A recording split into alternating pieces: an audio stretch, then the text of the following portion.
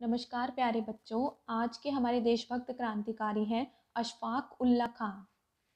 कसली है कमर, अब तो कुछ करके दिखाएंगे। आज़ाद ही हो लेंगे या सर ही कटा देंगे। हटने के नहीं पीछे, डर कर कभी जुल्मों से। तुम हाथ उठाओ हम पैर बढ़ा देंगे। ये लाइनें हैं अशफाक उल्ला खां की। अब हम इनके बारे में जानते हैं।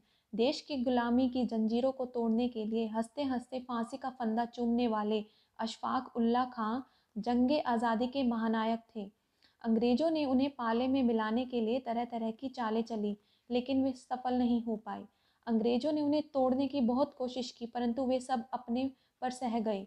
देश पर और देश के लोगों के पर आँच नहीं आने दी। ऐसे मजबूत इरादों वाले थे अशफाक उल्ला खां। अशफाक पर महात्मा गांधी का काफ़ी प्रभाव था, लेकिन जब चोरी चोरा की घटना के बाद गांधी जी ने असहयोग आंदोलन वापस ले लिया, तो वे प्रसिद्ध क्रांतिकारी रामप्रसाद बिस्मिल से जा मिले।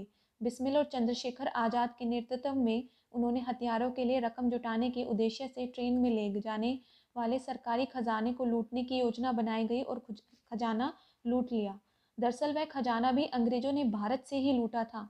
इस घटना से ब्रितानिया हुकूमत तिलमिला उठी और जगह जगह छापे मारकर इन सबको ढूंढने लगी। एक एक कर काकोरी कांड में शामिल सभी क्रांतिकारी पकड़े गए, लेकिन चंद्रशेखर आज़ाद और अशफाक उल्ला खां हाथ नहीं आए। बाद में उनके किसी धोखेबाज मित्र ने अंग्रेज़ों द्वारा घोषित इनाम के लालच में आकर पुलिस को सूचना दे दी और दोस्ती की गद्दारी से अशफाक खां पकड़े गए। काकोरी कांड के बाद जब अशफाक को गिरफ्तार कर लिया गया, तो अंग्रेजों ने उन्हें सरकारी गवाह बनाने की कोशिश की और कहा कि यदि हिंदुस्तान आज़ाद भी हो गया तो उस पर हिंदुओं का राज होगा और मुसलमानों को कुछ नहीं मिलेगा। इसके जवाब में अशफाक ने कहा कि फूट डालकर शासन करने की अंग्रेज़ों की चाल का उन पर कोई असर नहीं होगा और हिंदुस्तान आज़ाद होकर रहेगा। अशफाक ने अंग्रेज़ों से कहा था, तुम लोग हिंदू मुसलमानों में फूट डालकर आज़ादी की लड़ाई को नहीं दबा सकते। हिंदुस्तान में क्रांति की ज्वाला भड़क चुकी है, जो अंग्रेजी साम्राज्य को जलाकर राख कर देगी।